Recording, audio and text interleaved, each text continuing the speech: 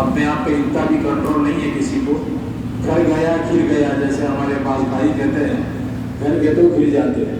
اگر ویسا ماحول ہے گھر کا، ویسی گندگی ہے اور سوچ کے اوپر اتنی سستی اور کاہلی مسلط ہے، تو ان کے لیے تو بہتر ہے کہ بھائی اللہ اللہ خیر صلی اللہ یہی کر لو جو بھی کرنا ہے.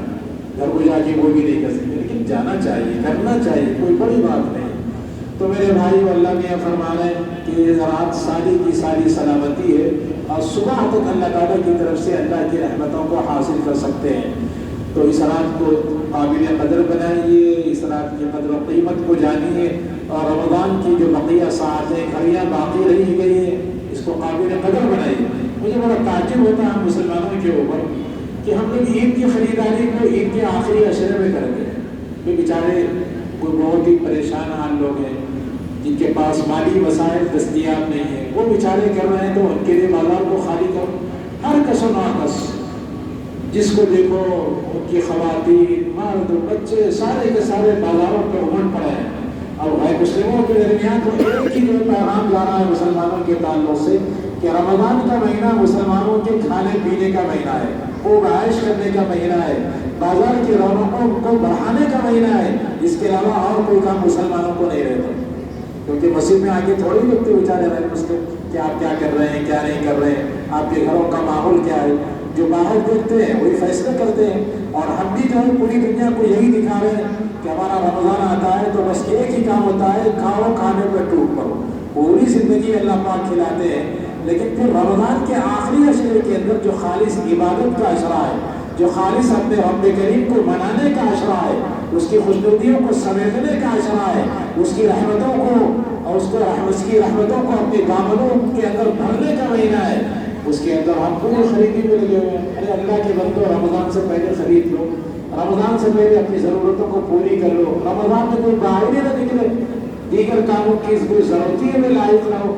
ہاں تو روزمرہ کی ضروریات وہ ایک الگ بات ہے، اس کی استثنائی شکل ہے، لیکن ایسا معلوم ہوتا ہے کہ سال بھر کی پوری ضروریات ہم رمضان ہی میں سمیٹتے ہیں. اس سے اپنے ماحول کو بچاؤ.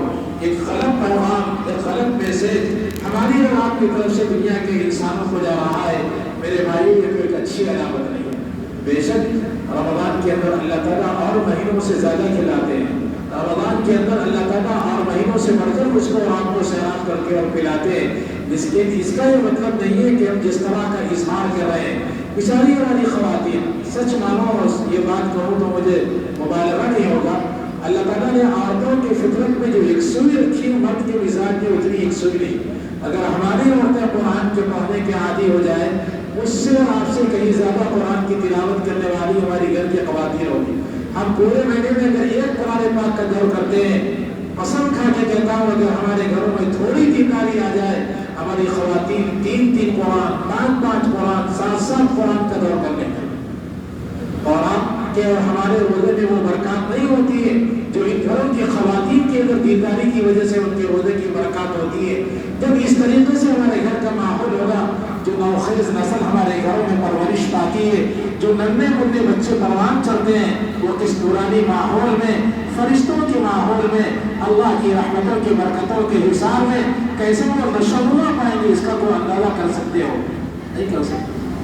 تو میرے بھائیوں، میرے عزیزوں، قرآن پاک آج کی اس رات کی عصمت والی چیزیں، رحمت والی چیزیں، برکت والی چیزیں، ماشاءاللہ عابد صاحب نے آپ کو قرآن کریم سنایا اور بہت ہی واضح اور کھلے انداز میں قرآن کریم کو پڑھ کے سنایا ہے. قرآن کریم کو انتہائی اطمینان کے ساتھ، ٹھہر کے، خشوع و خضوع کے ساتھ، ترتیل کے ساتھ قرآن کریم کو جتنا پڑھیں گے اتنا وہ سینے میں اترے گا، آدمی کے دل میں اترے گا. اور قرآن کو گھر میں جب تلاوت کرے بڑی آہستہ آہستہ کرتا، بہت زور سے پڑھنا کوئی ضروری نہیں، درمیانی آواز سے، آہستہ آواز سے. اور قرآن کریم کو یاد کرنا ہے نا، جتنی آہستگی سے پڑھیں گے یاد کرنے میں اتنی سہولت ہوگی. یہ میں نے اپنے بزرگوں سے دیکھا. میرے استاد سے حضرت مفتی عبدالقیوم صاحب رائے پوری رحمۃ اللہ علیہ، جو حضرت شاہ عبدالقادر رائے پوری رحمۃ اللہ علیہ کے خلفاء میں سے تھے، میں نے ان کو دیکھا ہے کہ ہمیشہ قرآن ہی کو پڑھتے تھے، پڑھنے پڑھانے کے علاوہ کوئی دوسرا کام نہیں، قرآن کی تلاوت. یہاں تک کہ لوگ ملنے بھی جاتے تو ان سے دعا سلام کے لیے ان کی 15 منٹ تلاوت سننا پڑتا.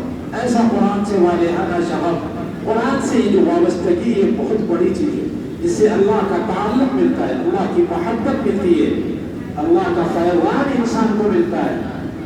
तो मेरे भाइयों, कुरान करीम को पढ़ो, खूब शौक से पढ़ो, अपने बच्चों से पढ़वाओ, अपने घर की ख़वातीन से पढ़वाओ। बच्चों को जो तालीम दिलाते हैं आप दिलाइए, लेकिन सबसे पहले कुरान पाक की तिलावत की तालीम उन्हें दीजिए, कुरान पाक का सलीका पढ़ने का उनको दीजिए। तो मेरे भाइयों, बस आज की रात कोई तकरीब की रात तो नहीं है, फिर भी जो ज़रूरी बातें थी मैंने आपके गोशे गुजार कर दी है। और रमज़ान के आखिरी जो 2-4 दिन रह गए हैं, इन दिनों की कदर मुझको और आपको सभी को, पूरी उम्मत को करना है। आज के हिसाब के अंदर करना क्या है भाई, अब आजकल हर एक के लिए दुनिया मुक़द्दर हो गई और दुनिया अहम हो गई हर एक के लिए, अपने दुनियावी मकासद के लिए, अपने दीनी मकासद के लिए, अपनी इनफरादी ज़रूरत के लिए, उम्मत की इज्तिमाई ज़रूरत के लिए, अपने लिए, पूरे आलम के मुसलमानों के लिए, अपने लिए, पूरे आलम के इंसानों के लिए, उनकी हिदायत के लिए। देखो भाई, सारी दुनिया अगर अल्लाह की हिदायत पे आ जाए, अल्लाह की मुती और फरमाबरदार सारे इंसान बन जाए, क्योंकि ये जो हमारी जो उम्मत है, ये उम्मत दावत है, यहूदियों के जैसा नहीं है। यहूदी कौम कौन सी होती है? जो उनके नस्ल में जो पैदा हुआ उन्हें यहूदी होगा। हमारे पास न शेड्यूल कास्ट है, न शेड्यूल ट्राइब्स है, न बैकवर्ड क्लास है, न फॉरवर्ड क्लास है, सब के सब एक है। हमारे अंदर कौन अच्छा है? जो तकवा के ऊपर होता है, जिसकी ज़िंदगी में तकवा है, जिसकी ज़िंदगी में अल्लाह का खौफ है, जिसको अल्लाह का डर दामनगीर है। अल्लाह ने फरमा रहे कि वही सबसे अच्छा। हदीस नबवी है, ला फज़्ल लिअजमिय्यिन अला अरबिय्यिन वला फज़्ल लिअरबिय्यिन अला अजमिय्यिन। न किसी अरबी को अजमी पर फजीलत है, न किसी अजमी को अरबी पर फजीलत है, इल्ला बित्तक़वा। आज जिसकी ज़िंदगी में तक़वा होगा, जिसकी ज़िंदगी में अल्लाह का डर होगा, जिसकी ज़िंदगी में शरीयत का पास लिहाज होगा, अल्लाह ताला फरमा रहे हैं कि उस बंदे की अहमियत अल्लाह ताला के यहाँ सबसे यहाँ मुक़द्दम है।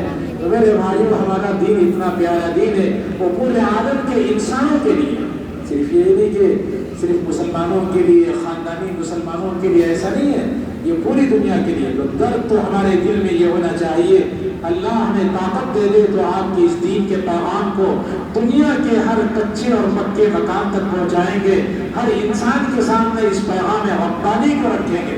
ये हमने से हर एक के दिल में जज्बा होना चाहिए। तो आज की रात में अपने इनफरादी ज़रूरतों के लिए, मिल्लत के इज्तिमाई तकाज़ों के लिए, अपनी दुनियावी जो है मसाइल और मुश्किलात को अल्लाह से मांगना चाहिए, और अपने बच्चों के लिए